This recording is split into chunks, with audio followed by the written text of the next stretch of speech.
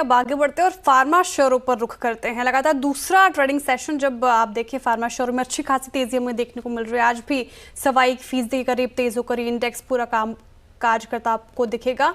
दरअसल फार्मा कंपनियों के Q4 के नतीजे काफी शानदार रहे हैं। अब क्यों चढ़ रहे हैं ये सेक्टर, ये बताने के लिए कंचन नौटियाल जुड़ी हुई है मेरे साथ। बताइए कंचन, फार्मा सेक्टर में जोरदार तेजी कारण क्या है? जी डेफिनेटली, जैसे कि आपने भी मेंशन किया कि जो Q4 के रिजल्ट आए हैं वो काफ़ी शानदार आए हैं।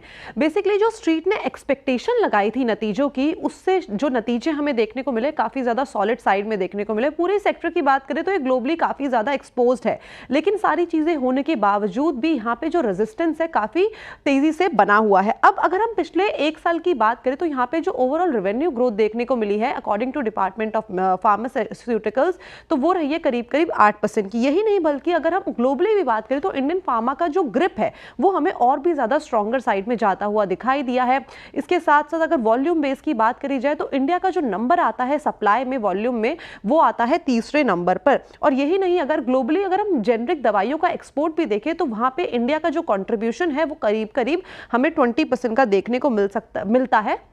और पिछले 5 साल में अगर ओवरऑल टर्नओवर देखा जाए तो वहां पे भी अच्छी खासी बढ़त हमें देखने को मिली है। अब ये ग्रोथ तो है, लेकिन ग्रोथ के पीछे के ट्रिगर्स क्या है एक बार उस पर नजर डाल लेते हैं। देखिए ग्लोबली हम देख रहे हैं जो मेडिसिन की डिमांड है वो काफी ज्यादा बढ़ती जा रही है। अभी रिसेंटली एक रिपोर्ट आई है गवर्नमेंट की तरफ से जहां पे लोगों का दवाइयों पे जो खर्चा है वो काफी ज्यादा बढ़ता हुआ दिखाई दिया है। नई दवाइयों पे जो कंपनी है वो काफी ज्यादा फोकस कर रही है। साथ ही गवर्नमेंट स्कीम से भी यहाँ पे अच्छा खासा बूस्ट मिल रहा है। अफोर्डेबल हाई क्वालिटी के जो हेल्थ केयर सिस्टम है उसने भी यहाँ पे सपोर्ट किया है। अब हमने अर्निंग्स की बात की थी, एक बार नजर डाल लेते हैं पूरे के पूरे अर्निंग कंपैरिजन में। अगर फिस्कल ईयर 24 से फिस्कल ईयर 25 को कंपेयर करें तो यहाँ पे अच्छी खासी हमें तेजी देखने को मिली है।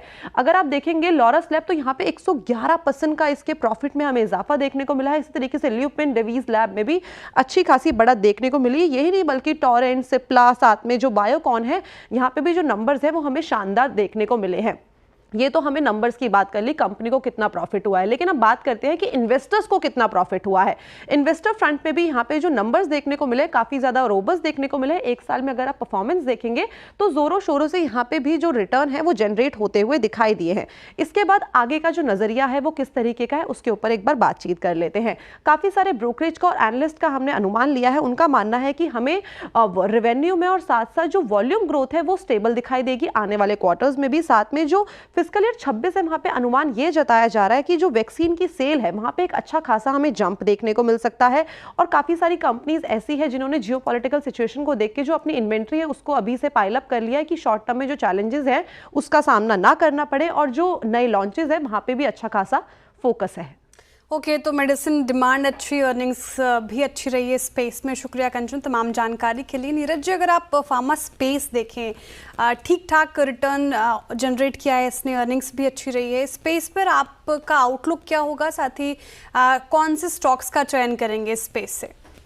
ये एक्चुअली फार्मा स्पेस में बहुत अच्छे रिजल्ट्स आए हैं। कई स्टॉक्स जो मैं भी ट्रैक करता हूँ, एक डीवीज लैब है, एक फाइजर है, इनके भी बहुत अच्छे रिजल्ट्स आए हैं। मुझे लगता है कि फार्मा में बिकॉज एक अच्छी मूवमेंट आ भी चुकी है नीचे से, तो जो टैरिफ की वजह से भी करेक्शन हुई थी, आई थिंक वो वापस रिकवर कर गए हैं स्टॉक और उन लेवल से ऊपर भी आ गए हैं। तो आई थिंक इस लेवल पे अगेन थोड़ा सा आपको वैल्यूएशन देख के स्टॉक स्पेसिफिक हो जाना चाहिए। जो मैंने मेंशन किया फाइजर अभी भी अट्रैक्टिव है, वैल्यूएशन में ज़्यादा महंगा नहीं है। अभी करंट ईयर का 36-37 टाइम है और ग्रोथ लेंगे तो उस हिसाब से सस्ता दिखता है। तो ये एक स्टॉक है जो, और डीवीज लैब मेरा एक फेवरेट स्टॉक है जो अच्छी परफॉर्मेंस दिखा रहा है, बट देन वो भी, उसमें भी अच्छी मूवमेंट आ गई है, तो इस लेवल पे आई थिंक कंसोलिडेट कर सकता है। एक और छोटा स्टॉक है सेनोरेस, जो डीवीज लैब जैसा बिजनेस है, उसका एपीआई और सीएमओ और फॉर्मुलेशन का बिजनेस है।